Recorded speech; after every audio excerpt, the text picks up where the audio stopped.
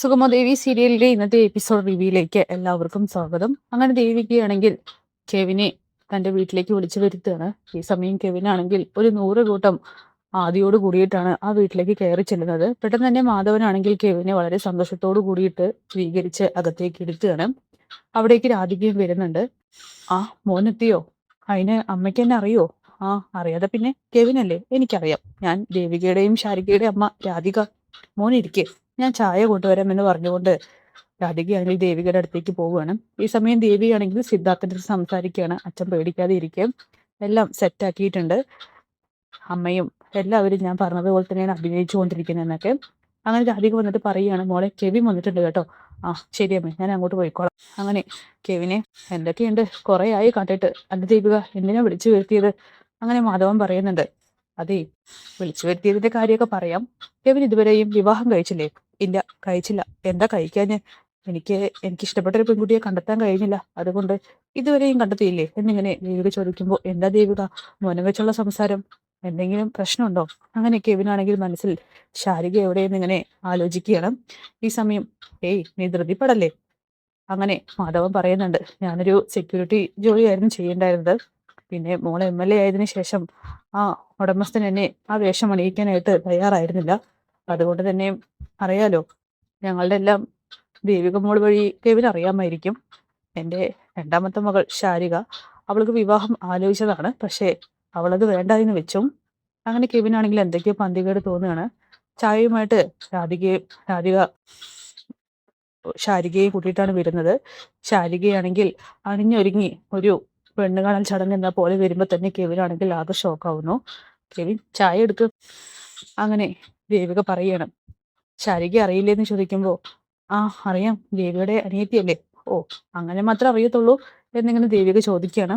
അങ്ങനെ അറിയാം ചേച്ചി, ഞങ്ങൾ തമ്മിൽ പ്രണയത്തിലാണ്. നിന്നോട് ചോദിച്ചില്ല, ഞാൻ കെവിനോടെ ചോദിച്ചത് എന്ന് പറഞ്ഞ ദേവികയാണെങ്കിൽ ദേഷ്യപ്പെടുകയാണ്. അങ്ങനെ ശാരിക പറയണേ, കെവിൻ ചേട്ടാ എല്ലാം പറഞ്ഞോ, ഞാനിവിടെ കെവിൻ ചേട്ടന് ഇഷ്ടമാണെന്ന് പറഞ്ഞു കഴിഞ്ഞു.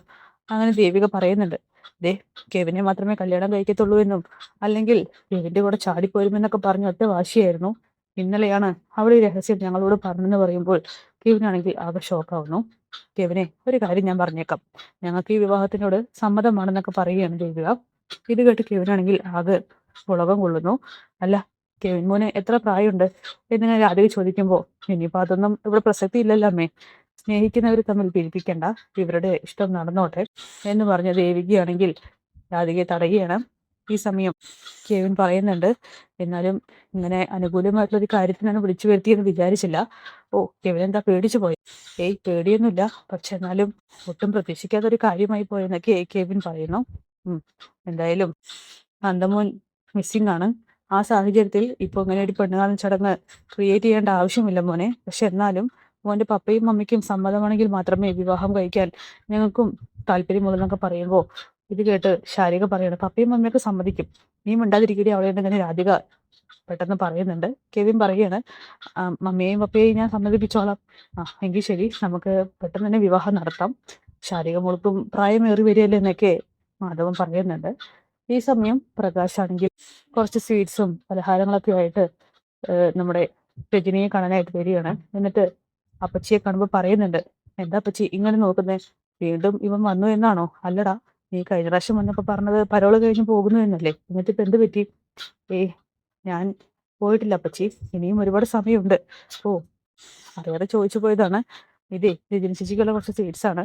സന്തോഷ വാർത്ത അറിഞ്ഞിട്ട് ഞാൻ ഒന്നും തന്നില്ലല്ലോ. അവിടേക്ക് ഗിരീഷും വരുന്നുണ്ട്. അങ്ങനെ ഗിരീഷിനെ കാണുമ്പോൾ, ഗിരീഷേട്ടാ ഇതങ്ങ് പിടിച്ചേ, എന്താണത്?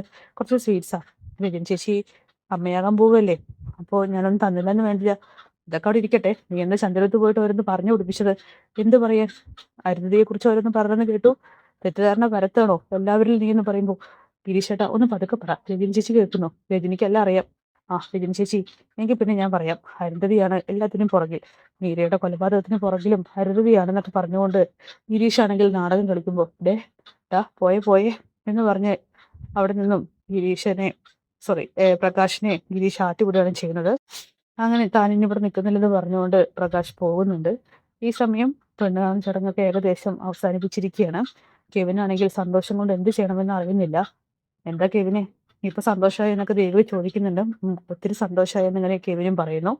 എന്തായാലും വലിയൊരു ചതിയുടെ നാടകത്തിന് തുടക്കം കുറിച്ചിരിക്കുകയാണ് ദേവികയും കുടുംബവും. അപ്പോൾ കാത്തിരിക്കാം നാളത്തെ കിടിലൻ എപ്പിസോഡിനായിട്ട്.